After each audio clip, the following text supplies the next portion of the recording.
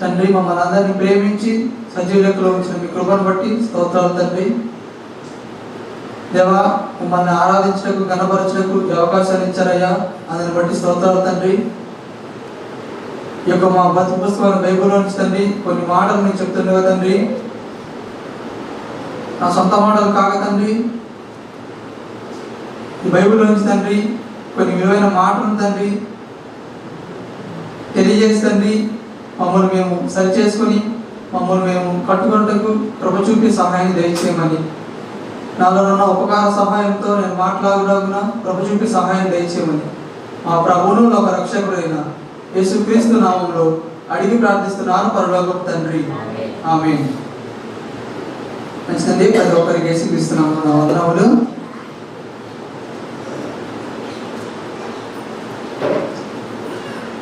వాక్య పఠనం చేసిన రీతిగానే కీర్తన గ్రంథము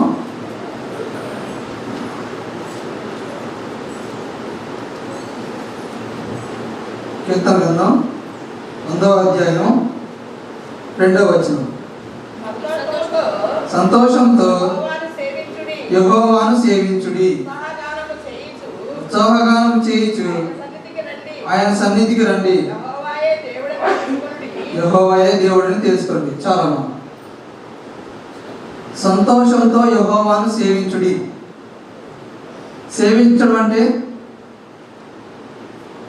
ఆయన దగ్గరకు రావడం, సేవించడం అంటే ఆయన మాటలు వినడం, సేవించడం అంటే ఆయన ఘనపరచడం. ఈరోజు చాలామంది పేరుకి సేవిస్తున్నాము అంటున్నారే కానీ వారి క్రియల్లోనూ వారి మాటల్లోనూ ఎక్కడ కూడా దేవుడిని సేవించడం మనం చూడం. ఎందుకంటే పైకి మాత్రమే భక్తి గలవారండి దాని శక్తిని ఆశించేవారు అంటారు కాబట్టి, ఆ మాట తిమోతి పత్రికలో ఉంది కాబట్టి ఆ మాట ప్రకారం మనం దేవుడిని సేవించడం అంటే ఏంటి, దేవుడిని సేవించకపోతే ఎలా నష్టపోతాం అనే దాన్ని బట్టి ఈరోజు మనం ఆలోచిద్దాం. 2వ రాజుల గ్రంథం 17వ అధ్యాయం 35వ వచనం. మహాధికారము చూపి బాహుబలము చేత ఐగుప్తు దేశంలో నుండి మిమ్మును రప్పించిన యెహోవా యందు భయభక్తులు కలిగి ఆయనకు మాత్రమే నమస్కారం చేసి బలులు అర్పింపవలనని ఇశ్రాయేలు పేరు పెట్టబడిన యాకోబు సంతతి వారికి సెలవిచ్చిన దేవుణ్ణి సేవింపకయు. సెలవిచ్చిన దేవుడిని వీరు సేవించగా వారి సొంత కార్యాలు చేసుకుంటూ దేవుడి దగ్గరికి రాగా దేవుడిని ఆశ్రయించగా వారి సొంత రీతిలో పోతున్నప్పుడు ఇక్కడ మన సొలొమోను గారు కనపడతారండి. 1వ రాజుల గ్రంథం 3వ అధ్యాయం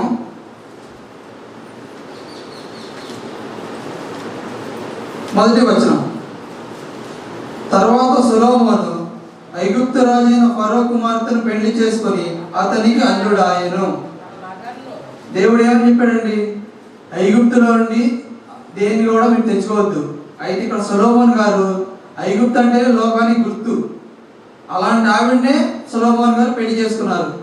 దేవుడు వాక్యాన్ని మర్చిపోయారు, దేవుడు న్యాయ విధులు పక్కన పెట్టేశాడు, దేవుడి కట్టల్లో పాటించడం పక్కన పెట్టేశాడు, మొత్తం పక్కన పెట్టేసేసి దేవుడిని సేవించడం మానేసి తన సొంత జ్ఞానం చేత ఆ జ్ఞానాన్ని దేవుడే ఇచ్చాడు, దేవుడే అడిగాడు.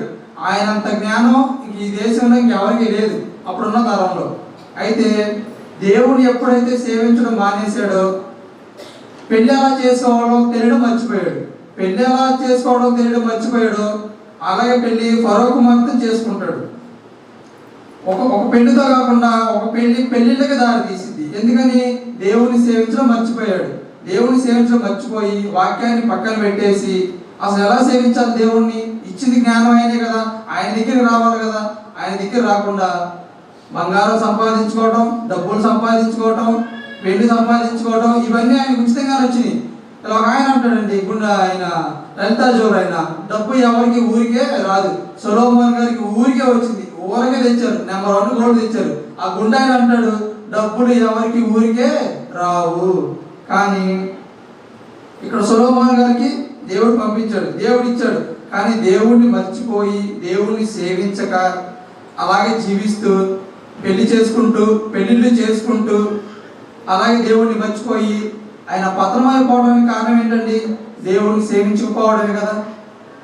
అలాగే చాలామంది, ఇప్పుడు సౌలు గారు ఉన్నారు, బెన్యామీన్ గోత్రం, ఎన్నికలేని గోత్రం, అలాంటి ఆయన రాజుగా ఎన్నుకున్నప్పుడు సౌలు గారు దేవుణ్ణి సేవిస్తూ దేవుని కట్టలను అనుసరిస్తూ పాటిస్తూ న్యాయ విధులను పాటిస్తూ ఎంత చక్కగా నడుచుకోవాలండి. చక్కగా నడుచుకోక నువ్వు తేవద్దన్న దేశం నుంచి వద్దన్నవి వదిలిపెట్టలేక ఆశపడి వాటిని తెస్తాడు. దేవుడు చెప్తాడు, నేను వద్దన్నే వదిలేసి రావాలి కదా సౌలు అని అడిగినప్పుడు, నేను వదిలేసి వచ్చాను కదా అని చెప్పి చెప్తాడు. అయితే సౌలు గారిని దేవుడు ఏమని అన్నాడండి? ఏమన్నా. ఎందుకని ఏమన్నది? తెచ్చుకున్నాడు, ఉంచుకున్నాడు, మొత్తం దగ్గర పెట్టుకున్నాడు. కానీ ఆయన సేవించడం మానేశాడు కాబట్టి సౌలు గారు తను తాను పొడుచుకుని చచ్చిపోతాడు, సూసైడ్ చేసుకుంటాడు. మీరు చూడండి, కొత్త నిబంధనలో ఇస్కరియోతు యోధ ఆయన వెంబడించడం మానేశాడు, ఆయన సేవించడం మానేశాడు, తనకు తాను పొడుచుకొని చచ్చిపోతాడు. సౌలు గారు అలాగే, కయ్యేను అలాగే.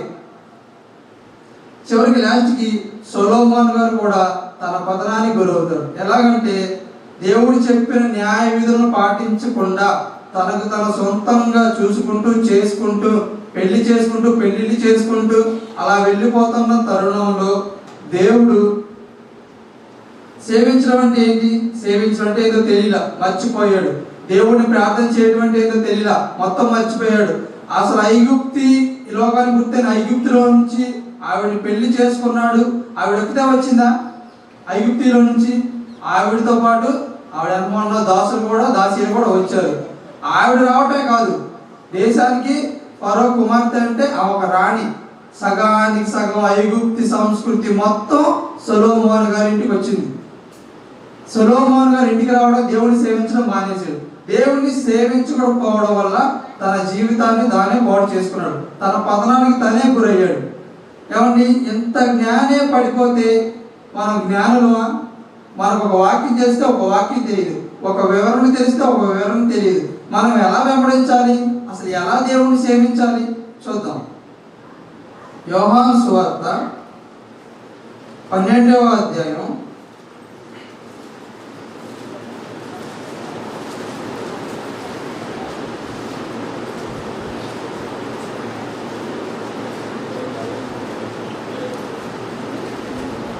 26వ వచనం, 25వ వచనం చదువుకోండి. తన ప్రాణము ప్రేమించువాడు దానిని పోగొట్టుకొనును, ఈ లోకములో తన ప్రాణము ద్వేషించువాడు నిత్య జీవము కొరకు దాన్ని కాపాడుకొనునని మీతో నిశ్చయముగా చెప్పుచున్నాను. ఒకడు నన్ను సేవించిన ఎడల నన్ను వెంబడింపవలెను, అప్పుడు నేను ఎక్కడ ఉందునో అక్కడ నా సేవకుడును ఉండును. ఒకడు నన్ను సేవించని ఎడల నా తండ్రి అతన్ని కనపరచును. మంచిదండి. తన ప్రాణమును ప్రేమించువాడు దాన్ని పోగొట్టుకొను, ఈ లోకంలో తన ప్రాణమును ద్వేషించువాడు నిత్య జీవం కొరకు దాన్ని కాపాడుకొనని మీతో నిశ్చయముగా చెప్పుచున్నాను. ఒకడు నన్ను సేవించిన ఎడల నన్ను వెంబడింపవలెను.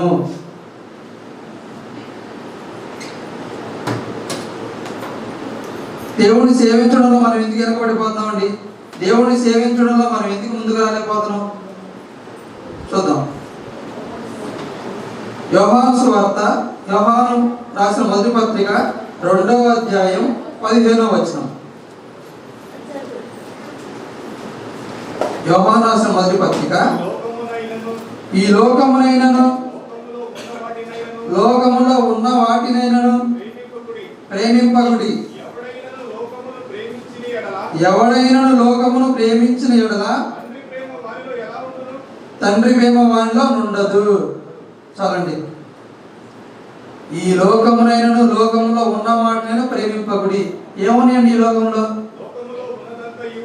ఉన్నదంతయు అనగా శరీరాశయు, నేత్రాశయు, జీవపు డంబమును తండ్రి వలన పుట్టినవి కావు.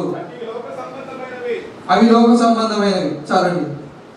ఈ లోకంలో మనం దేన్ని ప్రేమించకూడదంటే దేవుణ్ణి సేవించడానికి మనం వెళ్తున్నప్పుడు మనకి ఏ అడ్డుగా వస్తాయో వాటిని ప్రేమించకుండా ఉండాలి.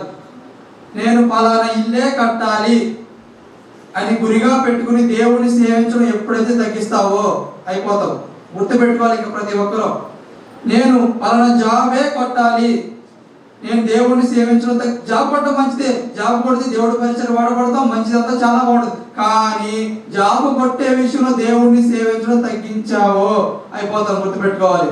నేను డబ్బే సంపాదించాలి, డబ్బే కావాలి, డబ్బు సంపాదన మంచిదే, ఇల్లు గడవాలి, పిల్లం పిల్లలు తినాలి, భోజనం తినాలి, అందరం బాగుండాలి, చక్కగా ఉండాలి, దేవుడి పరిచయం కూడా వాడాలి. కానీ డబ్బే ధ్యేయంగా పెట్టుకుని దేవుణ్ణి సేవించడం ఎప్పుడైతే మనం పక్కన పెడతామో, సొలొమోను గారు, జ్ఞాని అయిన సొలొమోను గారు పడిపోయినప్పుడు మన పట్ట ఒక లెక్క కాదు. కాబట్టి దేవుడి కంటే మనం దేవుని ఎక్కువ కూడా ప్రేమించకూడదు. ముందు ఆయన స్థానం ఇవ్వాలి, ఆయన్ని సేవించాలి. సేవించడం అంటే ఆయన వెంబడించాలి. ఆయన వెంబడించడంలో ఈ జీవన వ్యాపారంలో చిక్కుకొని దేవుడిని సేవించడం తగ్గించి భార్య పిల్లలు ఇంక ఇవే చూసుకుంటూ పోతే ఒకనొక రోజు మన ప్రాణం మనం వదిలేసి వెళ్ళిపోతాం. కానీ తీర్పు దినం నిలబడినప్పుడు మనం నిర్దోషులుగా ఉండాలంటే ఆయన కాడి మొయ్యాలి. యోహాను రాసిన సువార్త 12వ అధ్యాయం 26వ వచనం. ఒకడు నన్ను సేవించిన ఎడల నన్ను వెంబడింపవలెను. ఈ వెంబడించడంలో ప్రతి ఒక్కరూ ఫెయిల్ అయిపోతున్నాం అండి. ఏదో ప్రాక్టికల్ గా అలా వచ్చేస్తున్నాం, కూర్చుంటున్నాం, ఏదో ప్రాక్టికల్ గా వస్తున్నాం, పాట పాడుతున్నాం, వెళ్ళిపోతాం, ఏదో ప్రాక్టికల్ గా కానికేస్తున్నాం, వెళ్ళిపోతాం, ఏదో ప్రాక్టికల్ గా సౌహృదం మాట్లాడుతున్నాం, వెళ్ళిపోతున్నాం. ప్రాక్టికల్ అయినా మొత్తం. ఇంకా సేవించేది ఏంటి? ఇంటికి వెళ్తాం, వండుకుంటాం, తింటాం, పడుకుంటాం, పరపరాత్రి భోజనం చక్కగా చేవేస్తాం. కొంచెంసేపు అయితే ఏం చేసాం మనం ఆయన పని? ఏం సేవించాం మనం ఆయన్ని? సేవిస్తే మనం అలా ఉంటామా? ఇంకెంతమంది ఉంటారు? సేవించాలి, నడిపించాలని బాధ్యత మన మీదే పెట్టాడు కదా ప్రభు వారు. ఎవరైతే నా కాడి ఎత్తుకుని ఉన్నాడో వాడు నాకు పాత్రుడు కాడని ఎందుకు ప్రభు చెప్పాడు? మరి ప్రభుని మనం అందరూ అంగీకరించాం కదా. ప్రభువుని అంగీకరించిన వారు మనం ఎలా వెంబడించాలి ఆయన్ని? ఎలా సేవించాలి ఆయన్ని? మనకెవరు చెప్తారు? వాక్యమే చెప్పింది కదా. వాక్యానికి దగ్గర రావాలి. ఎప్పుడైతే మనం బైబిల్ని పక్కన పెట్టి మన సొంత పనుల మీద ఉండి వాక్యాన్ని చదవటం పక్కన పెడతామో, వాక్యాన్ని సేవించడం పక్కన పెడతామో, మన లైఫ్ పతనానికి గురైపోయింది. ఆ లైఫ్ పతనం కూడా మనమే చేసుకుంటాం, మనమే మోసం చేసుకుంటాం, మనమే పొడుచుకుని చచ్చిపోతాం. ఇస్కరియోతు యోధ అన్నాడు, ప్రభు అని అన్నాడా? ఎందుకు సూసైడ్ చేసి చచ్చిపోయాడు? వెంబడించాడు. ఆయన ఆజ్ఞలో గైకొనలా. అలాగే సౌలు ఉన్నారు, మన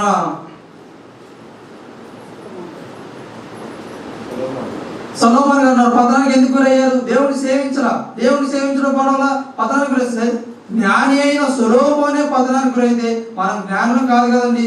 దేవుడి వాక్యాన్ని మన దగ్గర పంపించి మనకి వినిపించి ఎన్నో మాటలు చెప్పేస్తున్నప్పుడు కూడా మనం లోబడకపోతే మనమే ఉత్తరవాదులు.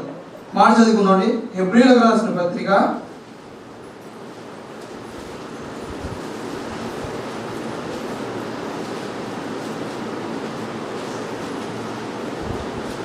6వ అధ్యాయం 4వ వచనం. ఒకసారి వెలిగింపబడి పరలోక సంబంధమైన వరములు రుచి చూచి పరిశుద్ధాత్మలో పాలివారై దేవుని దివ్య వాక్యమును రాబో యుగ సంబంధమైన శక్తుల ప్రభావమును అనుభవించిన తరువాత తప్పిపోయిన వారు తమ విషయంలో దేవుని కుమారుని మరలా సిలువ వేయుచు బాహాటముగా ఆయనను అవమానపరుచుచున్నారు. చాలండి. దేవుని ఒకసారి వెలిగింపబడి పరలోక సంబంధమైన వరమును రుచి చూచి పరిశుద్ధాత్మలో పాలివారై దేవుని దివ్య వాక్యమును రాబో యుగ సంబంధమైన శక్తుల ప్రభావమును అనుభవించిన తరువాత. ప్రతి ఒక్కరు ఇప్పుడున్న ప్రతి ఒక్కరు దేవుళ్ళ మనం అందరం వెలిగింపబడిన వారిని ఇక్కడ మాట ఉంది, యుగ సంబంధమైన శక్తుల ప్రభావం అనుభవించిన తరువాత తప్పిపోయిన వారు. ఎందుకు తప్పిపోయారు వాళ్ళు? దేనికి తప్పిపోయారు? దేవుడు ఎందుకు ఆ మాటలు రాయించాడు? మరి ఒకసారి వెలిగింపబడి పరలోక సంబంధమైన ప్రతి వరమును రుచి చూశారంట కదండి. రుచి చూడలేదా? మనం కూడా రుచి చూసే ప్రభు దగ్గరికి వచ్చాంగా. ఏదో వచ్చిందనే వచ్చాంగా, ఏదో రావాలని కోరుకోవాలని మనం వచ్చాంగా. మరి ఇక్కడ ఏం రావట్లేదుగా. మరి ఇక్కడ ఏమంటున్నారు? యుగ సంబంధమైన శక్తుల ప్రభావం అనుభవించిన తరువాత తప్పిపోయిన వారు అంటే దేవుని వాక్యంలో ఉన్న గొప్పతనం వీళ్ళు తెలుసుకోలేకపోయారు.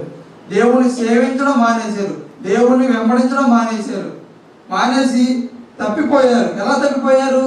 దేవుణ్ణి ఒకసారి వదిలిపెట్టామో మన కుటుంబాలను ఎలా కట్టుకోవాలో మనకు తెలియదు. దేవుణ్ణి ఒకసారి ఎలాగైతే వదిలేసామో మన బతుకుని ఎలా బాగు చేసుకోవాలో మనకు తెలియదు. దేవుణ్ణి ఒకసారి వదిలేసామో మనం ఎలా నడుచుకోవాలి, ఎలా మాట్లాడాలి, ఎలా ఎదగాలి అనేది కూడా మనకు తెలియదు. ఏమండి, ఒక మాట, మన ఇక్కడ ఉన్న ప్రతి ఒక్కరూ తీర్పులోకి రాకుండా ఉండడానికే మనం సేవిస్తున్నాం. ప్రభువుని రాకుండా ఉండడానికి ప్రతి ఒక్కరు సేవిస్తున్నాం. అలాగే మరి తీర్పులో కూడా తెస్తా అంటున్నాడుగా. మనం చేసిన క్రియలను బట్టి తీర్పులోకి రాకుండా ఉండాలంటే ప్రభువుని సేవించాలిగా, ప్రభు గాడి మొయ్యాలి కదా. ప్రభు గాడి మోసేది ఎప్పుడు? మన పనులు సరిపోతున్నాయి కదా. మనకి వర్షం పడితే మీటింగ్ రావు, మానేసేస్తాం. ఎండ వస్తే మీటింగ్ రావు, నీరసంగా ఉందంటాం. 2 మాసం చేసి దానికి మంచాలు పడిపోతాం కదా, రాను కూడా రావు. ఇంక ఇంతేనా వెంబడించడం అంటే? భక్తులు అలాగే చేశారా? అలాగే 6వ అధ్యాయం హెబ్రీయులకు రాసిన పత్రిక 11వ వచనం చూసుకుందాం. మీరును మందులు కాక విశ్వాసము చేతను ఓర్పు చేతను వాగ్దానమును స్వతంత్రించుకొని వారిని పోలి నడుచుకున్నట్లుగా మీలో ప్రతి వాడును మీ నిరీక్షణ పరిపూర్ణమగు నిమిత్తము మీరు ఇదివరకు కనపరిచిన ఆసక్తిని తుదమొట్టకు కనపరచవలని అపేక్షించుచున్నాము. ఏమండి, మనం ఎంతవరకు నిరీక్షణ ఉంటుంది? దేవుడు ఇవ్వలేదు, పలానా మనకి జ్వరమే వచ్చింది, సరే రోగమే వచ్చింది, దేవుడు ఇవ్వడం మనకి. దేవుడు నమ్మదగిన వాడు కదా. వాగ్దానం చేసిన వాడు నమ్మదగిన వాడు, ఎంతైనాను నమ్మదగిన వాడు. ఆయన ఒక్కసారి మనం సేవించడం పక్కన పెట్టేసి మన పనుల మీదే పడిపోయి ఏ కాడికి చుట్టాలు బంధువులంటా తిరిగితే ఆయన మనం చెప్పినట్టుగా ఎలా నడుచుకోవాలో మనకు తెలియదు. మరి యేసుక్రీస్తు ప్రభు వారు ఎలా జీవించారు ఆయన బ్రతికున్న దినాల్లో చూద్దాం.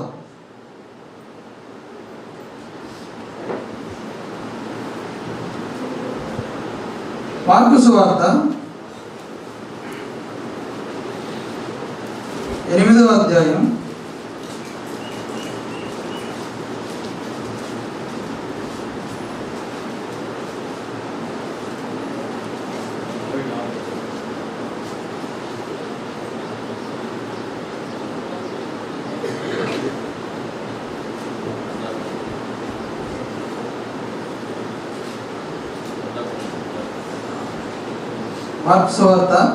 8వ అధ్యాయం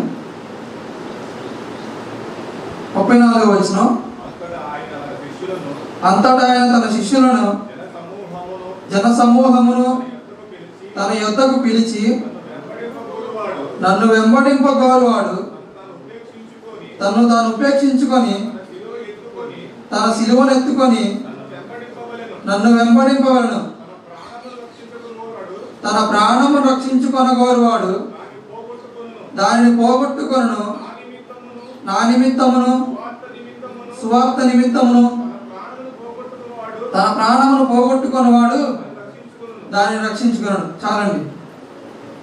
ప్రభు యేసుక్రీస్తు ప్రభు వారు బతికున్న దినాల్లో ప్రభు వారు ఎక్కడ కూడా మనశ్శాంతిగా కానీ బ్రతికినట్టు మనం ఎక్కడ బైబిల్లో చూడం. ఎక్కడికక్కడ ఎప్పటికప్పుడు దెబ్బలతోనూ నిందలతోనూ అవమానాలతోనూ జీవిస్తూనే ఉంటారు తప్ప చక్కగా దేవుడు పంపించాడు. దేవా, నీ కొరకు నన్ను పెళ్లి చేసుకోకూడదు అన్నావు, చక్కగా బతుకుతున్నాను.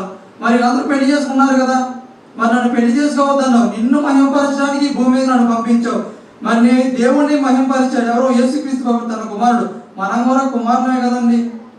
మరి మనం కుమారు అయినప్పుడు మనం ఆయన ఎలా మహిమపరుస్తున్నాం? యేసుక్రీస్తు ద్వారా మనకి ఇంత చక్కటి వాక్యాన్ని ఇచ్చినప్పుడు ఆయన సేవించకపోతే మనకి ఎలా తెలిసిద్ది?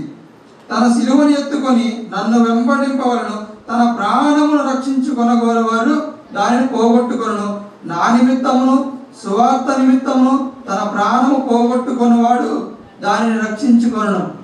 ఏమండి, బ్రతికున్న దినాల్లో చక్కగా డబ్బులు సంపాదించుకుని అన్ని స్థితిగతులు బాగుండి ఎప్పటికైనా చనిపోతాం. అదేదో ప్రభు పనిలో ఉంటూ శ్రమైన, కరువైన, హింసైన, ఖడ్గమైన ఏదైనా సరే ప్రభు కోసం మరణిస్తే ఎక్కడ మన ప్రాణాన్ని పోగొట్టుకున్నా అక్కడ మాత్రం కన్ఫామ్గా సంపాదించుకుంటాం. మన ప్రభు ఉన్న నిరీక్షణ మనకు అదే. ఎక్కడ ప్రాణాన్ని పోగొట్టుకున్నా పైన మనకు అక్కడ ఇస్తా అంటున్నాడు ఆయన. ఈ లోకం అదే, ఒకడు సర్వలోకమును సంపాదించుకొని తన ప్రాణమును పోగొట్టుకుంటే వానికి ఏమి ప్రయోజనకరము? ఈ లోకం అంతా సంపాదించుకుంటాం, చుట్టాలను సంపాదించుకుంటాం, పట్టాలు సంపాదించుకుంటాం, ఇల్లులు, ఆస్తులు, తినే మొత్త భోజనానికి ఎన్ని దొంగ పనులు. దేవుని వెంబడిస్తున్నాం అని చెప్పుకుంటున్నామే కానీ, సేవిస్తున్నాం అంటున్నామే కానీ బయటికి వెళ్తాం, దొంగతనం చేస్తాం, చక్కగా వచ్చి మందిరంలో కూర్చుంటాం, తప్పుగా మాట్లాడతాం, చక్కగా వచ్చి మందిరంలో కూర్చుంటాం. వాక్యం చదివితే కదా తెలిసేది మనకి. ఆయన ఎలా సేవించాలో తెలియాలి, ఆయన ఎలా ప్రేమించాలో తెలియాలంటే వాక్యం దగ్గరికి రావాలి ముందర మనందరం. ఆయన ఎలా శిక్షిస్తాడో చూద్దాం. హెబ్రీయులకు రాసిన పత్రిక 12వ అధ్యాయం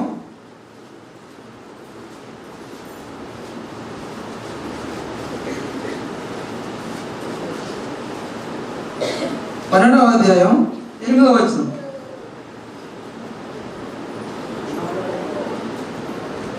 తండ్రి శిక్షింపని కుమారుడు ఎవడు? కుమారులైన వారందరూ శిక్షలో పాలు పొందుచున్నారు. మీరు పొందని ఎడల దుర్బీజులే గాని కుమారులు కారు. మరియు శరీర సంబంధులైన తండ్రులు మనకు శిక్షకులై ఉండిరి, వారి యందు భయభక్తులు కలిగి ఉంటిమి. అట్లయితే ఆత్మలకు తండ్రి అయిన వానికి మరి ఎక్కువగా లోబడి బ్రతికవలను కదా. అయితే దేవుడికి మనం భయపడం. ఇక్కడున్న అధికారులకి, ఇక్కడున్న పెద్దలకి, ఇక్కడున్న సమాజంలో మంచి మంచి గొప్ప స్థాయిలో ఉన్న వారికి భయపడతాం. అసలు ముందులో భయపడాల్సింది ఎవరికి? మనం దేవుడికి. దేవుడికి భయపడాలంటే ఆయన వెంబడించాలి కదా. వెంబడిస్తున్నాం పని, వెంబడించుతాం. వెంబడించకపోతే మనకి ఎలా తెలిసింది దేవుడికి భయపడాలని? వాక్యం చదివితే తెలిసింది, వాక్యం చదవకపోతే తెలిసిద్దా?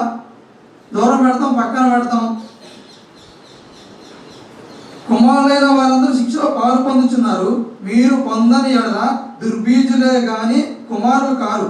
మరి శరీర సంబంధమైన తండ్రులు మనకు శిక్షకులై ఉండిరి, వారి యందు భయభక్తులు కలిగి ఉంటిమి. కానీ దేవుడి యందు భయభక్తులు లేవు.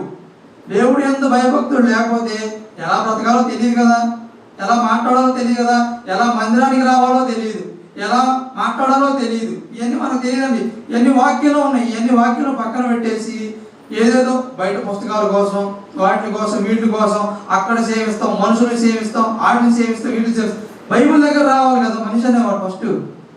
ఇందులో ఏముంది? ఇక్కడ వెంబడించడానికి ఏముంది? ఇక్కడ క్రీస్తు త్యాగం ఉంది, క్రీస్తు ప్రేమ ఉంది, తండ్రి ప్రేమ ఉంది. దాని గురించి మనం వెంబడించాలి, దాని గురించి మన వాక్యం దగ్గరికి రావాలి. చనిపోతే ఇంకో బ్రతుకు ఉంది, ఆ బ్రతుకులో సరి చేసుకుని బతుకుపోతే మనం శిక్షకు పాత్రలు అవుతాము అని ప్రతి ఒక్కరు తెలుసుకోవడానికి కదా మనకి దేవుడి వాక్యాన్ని ఇచ్చాడు. చూద్దాం. గైకొనడం అంటే ఏంది? యోహాను రాసిన మొదటి పత్రిక 2వ అధ్యాయం 3వ వచనం. ప్రభువుని సేవించడం అంటే ఏంటి? మరియు మనం ఆయన ఆజ్ఞలను గైకొనిన ఎడల దీని వల్లనే ఆయనని ఎరిగి ఉన్నాము.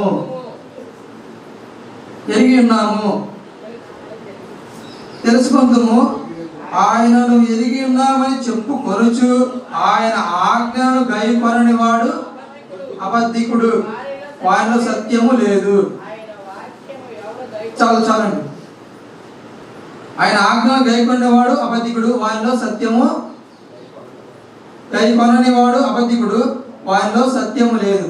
చాలా మంది ఎక్కడికి వెళ్తామంటే మేము వెళ్తాం చర్చికి. ఎక్కడ చర్చికి వెళ్తున్నారు? వాళ్ళ సంఘానికి వెళ్తున్నాం. మా సంఘం ఇక్కడ ఇలా సత్యవాక్యం బోధిస్తారు, ఇక్కడికి రాండి అంటే మేము చర్చికి వెళ్తుంది, మేము ఆ చర్చికి వెళ్తుంది. అలా ఉండదు ఈ సంఘంలో. ప్రభువుని గురించిన మాట ఉంటుంది, దేవుని గురించిన మాట ఉంటుంది, సత్యమును గురించిన సత్య సువార్త ఇక్కడ ఉంటుందంటే మేము చర్చికి వెళ్తామన్నా, మీ చర్చిలో సత్యవాక్యం ఉంటుందని మాకు తెలుసు, అక్కడికి రావాలని తెలుసు, కానీ ఎప్పటి నుంచో మా వాళ్ళు వెళ్తున్నారు కన్నా అక్కడికే మేము వెళ్ళాలన్నా. ఇది చాలా మంది మాట్లాడమాట. ఏమండి, దేవుడి దగ్గరికి వాక్యం దగ్గరికి వచ్చిన మనము, మన సత్యవాక్యం కట్టబడ్డ మనము, ఇతరులు చాలా మంది దేవుడు సేవ చేస్తామన్న పేరుకి తను మోసం చేసుకుంటూ నన్ను పొడుచుకుంటూ డబ్బుల కోసం వాటి కోసం సేవ చేస్తున్నప్పటికీ, కానీ దేవుడు మనల్ని ప్రేమించి ఇంత సత్యవాక్యం నిలబెట్టి ఈ సంఘాన్ని ఇంత సత్యంతో నిలబెట్టి కట్టినప్పుడు ఈ సత్యాన్ని గురించి చెప్పాల్సిన బాధ్యత మన మీద ఉంది. మన మీద ఉన్నంటే ముందు మనం దేవుడిని సేవించాలి. సేవించడం అంటే ఆయన ఆజ్ఞను గైకొనాలి, గైకొని ఇతరులకు సత్యవాక్యాన్ని బోధించాలి. నేను చాలా మందికి ఎలాగ సువార్త చెప్తున్నప్పుడు, ఇంతకుముందు మా ప్రవర్తన బాగుండేది కాదు కాబట్టి వారు రాలేకపోయారు, ఇప్పుడు బాగుంది, వాక్యం గురించి తెలిసింది అంటారు. సత్యవాక్యం ఇక్కడ ఉంది కదా బ్రదరు, రావచ్చు కదా ఇక్కడికంటే, మేము వెళ్తుంది సత్యవాక్యం దగ్గరికైనా, కానీ అక్కడ సత్యవాక్యం ఉండదు. కానీ అన్ని మాటలు జీవటము మాటలే ఉంటాయి. వాళ్ళకి తెలుసు అది, కానీ మా ఊళ్ళందరూ అటు వెళ్తున్నారన్న, అటు వెళ్ళకపోతే దాంట్లోంచి తీసేస్తారు, ఇటు వెళ్ళకపోతే దీంట్లోంచి తీసేస్తారు. మరి సత్యవాక్యం లేకపోతే ప్రభువుని తీసేస్తా అంటున్నాడు కదా, సత్యవాక్యం లోపడకపోతే ప్రభువే తీసేస్తా అన్నప్పుడు వారికి వీరికి భయపడేది. ఫస్ట్ ఆయన సిలువను ఎత్తుకుని ఆయన వెంబడించాలి. ఆయన ఎలాగైతే చెప్పాడో అలా చెప్పిన ప్రకారం మనం నడవాలి. నడవకపోతే మనకి ఎలా జీవించాలో తెలియదు, ఎలా బ్రతకాలో తెలియదు. ముందు ఆయన వాక్యానికి ప్రాక్టికల్గా మనం రావాలి, ఇక్కడ దగ్గరికి రావాలి. ప్రాక్టికల్గా కాదు, ప్రాక్టికల్గా ప్రతి చాలా మంది సంఘాలు జరుగుతుంది. మనం అలా ఉండకూడదు. ఇంత సత్యవాక్యంలో సంఘం కట్టబడినప్పుడు ఎలా మనం ప్రభువుని సేవించాలి, ఎంత గొప్పగా ఆయన నామాన్ని కనపరచాలి. యేసుక్రీస్తు ప్రభు వారు చూద్దాం, మత్తయి సువార్త 10వ అధ్యాయం 38వ వచనం.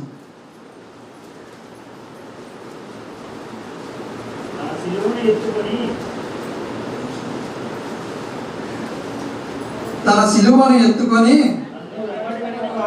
నన్ను వెంబడింపని వాడు నాకు పాత్రుడు కాడు. చాలండి.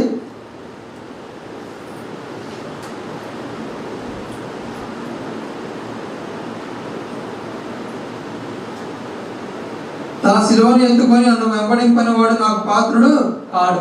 మనం సిలువను ఎత్తుకొని వెంబడించాలంటే ముందు మనకి ఏం తెలియాలి? వాక్యం తెలియాలి. వాక్యం తెలియాలంటే వాక్యాన్ని సేవించాలి, వాక్యం దగ్గరికి రావాలి. వాక్యం దగ్గరికి వస్తే ఎలా సేవించాలి, ఎలా ఆయన సిలువని ఎత్తుకొని నడవాలి, ఎలా ఆయన్ని వెంబడించాలి. ఏమంటే యేసుక్రీస్తు ప్రభు వారు వెంబడి తిరిగిన శిష్యులు ఏమైనా ఆశించారా? ప్రతి ఒక్కరు ఎవరు ఆశించారు, కానీ ఇస్కరియోతు యోధా ఒక్కడు మాత్రమే ఆశించాడు. కానీ ఆశించినందుకు సూసైడ్ చేసుకుని చచ్చిపోయాడు. ఎందుకు? దేవుని సేవించడం మానేశాడు, లోకం సంబంధంగా బతికాడు, లోకాన్ని గురించి తెలుసుకున్నాడు, లోకంలో ఉన్న వాటి కోసం ఆశపడ్డాడు, తాను పొడుచుకుని చచ్చిపోయాడు. అలాగే పాత్ర మీద కూడా చాలా మంది ఉన్నారండి. జ్ఞాని అయిన సొలొమోనే పడిపోయినప్పుడు మనం జ్ఞానులు కాదు కదండి, కానీ అంత మించిన జ్ఞానాన్ని మనకు మన ప్రభు ఇచ్చాడు. ప్రభు ఇచ్చినప్పుడు ప్రభు చిత్తానుసారంగా ఎలా మనం జీవించాలి, తండ్రిని ఎలా భయపరచాలి, మన యేసుక్రీస్తు ప్రభు వారు ఎలా వెంబడించే, తండ్రి ఎలాగైతే చెప్పాడో అలాగే వచ్చాడు. నువ్వు పలానా పని చేయొద్దు, పలానా పని చేయాలి అన్నప్పుడు అంత మించి తూచా తప్పకుండా ఒక్క అడుగు కూడా అలా ఇవ్వకుండా ఎలా ఇవ్వకుండా నీటికి వెళ్ళిపోయాడు. మనం ఉన్నాం, పైకి భక్తిగా ఉన్నామని చెప్పుకుంటాం, బయటికి వెళ్తాం.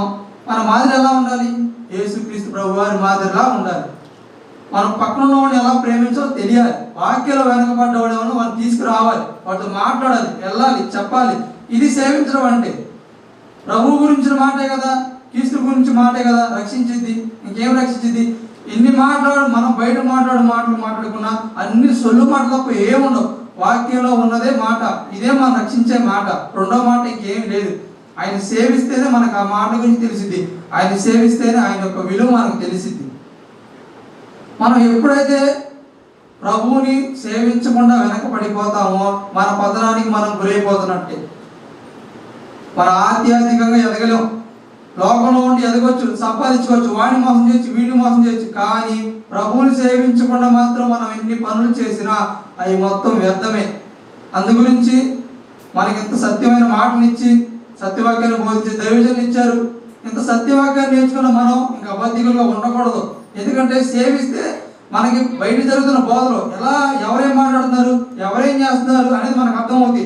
మనం సేవించకుండా ఏదో విని అక్కడికి వచ్చి ఒళ్ళు అక్కడ పడేసి దగ్గర పడేసి వినేసి వదిలేసి ఈయన వాక్యం చెప్తున్నాడుగా ఆయన వాక్యం చెప్తున్నాడు, సత్యవాక్యం చెప్పట్లేదు కదా, సత్యవాక్యం చెప్పే దగ్గర రావట్లేదు కదా. ముందర ఎవరో చెప్పాలంటే బాధ్యత మన మీద ఉంది కదా. కొంతసేపు అయితే ప్రభు పనిలో చేయవేస్తాం. ఎంతమంది ప్రభు పని చేసాం, ఎంతమంది ప్రభువుని వెంబడించాం, పైకి ఏమని చెప్తున్నాం, సిలువ ఎత్తుకున్నాం, భుజాలు పెట్టుకున్నాం, మోస్తున్నాం. మేము బాప్తిసం తీసుకున్నామండి, మేము వారం వారం ద్రాక్షారసం తీసుకుంటామండి. దేని గురించి తీసుకుంటున్నాం? ప్రభువుని వెంబడిస్తామని పేరుకి చెప్తున్నాం, కానీ ప్రభు గురించి ఎవరికైనా ప్రచురం చేస్తున్నాం?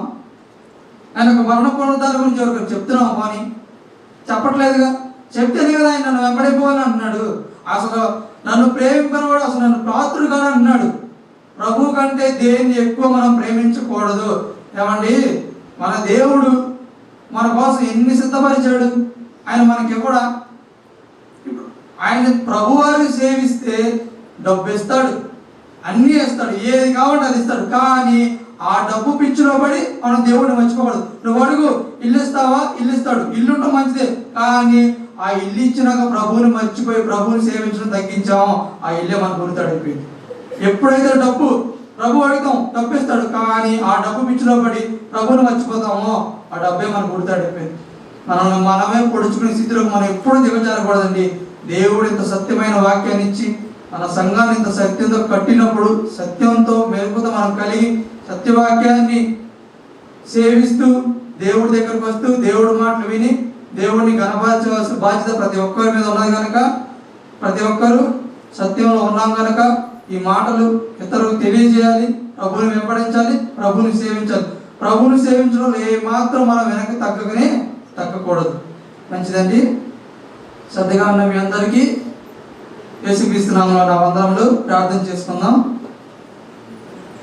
ప్రేమ గల తండ్రి, కృపగల దేవ, జీవం కలిగిన ఆయన, పరలోకమందున్న మా అందరి ఆత్మను కనతండి, మీ ఉన్నతమైన అతి విలువైన నామానికి క్రీస్తు పరిశుద్ధ నామమున స్తుతులు స్తోత్రాలు తండ్రి. దేవ, మమ్మల్ని అందరినీ ప్రేమించి సజీవ లెక్కలో ఉంచారు తండ్రి. అందరి బట్టి స్తోత్రం దేవ. ఈ మాటను తండ్రి, కొన్ని మాటలు ఇక్కడ నిలబడి వివరించడం తండ్రి, ఏమైనా తండ్రి నా సొంత మాటలు చెప్పి నన్ను క్షమించమని కోరుకుంటూ దేవా, బ్రతికున్నంత వరకు తండ్రి మీ కుమారుడు ఎలాగైతే భూమి మీద మిమ్మల్ని మహింపరిచారో ప్రతి ఒక్కరూ బాధ్యత వహించి దేవా, మీ కుమారుడి యొక్క త్యాగాన్ని గురించి, మీ ఉన్నత ప్రేమ గురించి తండ్రి ప్రకటింపవలసిన భారం మా మీద ఉన్నదని ఏమాత్రం మేము మర్చిపోక మీ వాక్యం దగ్గరికి వస్తూ తండ్రి ప్రతిరోజు మిమ్మల్ని సేవిస్తూ ప్రతి దినము మిమ్మల్ని సేవిస్తూ దేవా ఇంకా మమ్మల్ని ఆత్మీయంగా బలపరచమని ఆ ప్రభువును ఒక రక్షకుడైన యేసుక్రీస్తు నామములో ప్రార్థిస్తున్నాను పరలోక తండ్రి. ఆమేన్. మంచిదండి. ఓపిక మీ అందరికీ ఇచ్చిపెట్టిన వందనములు. అలాగే దేవుని నా వందనములు.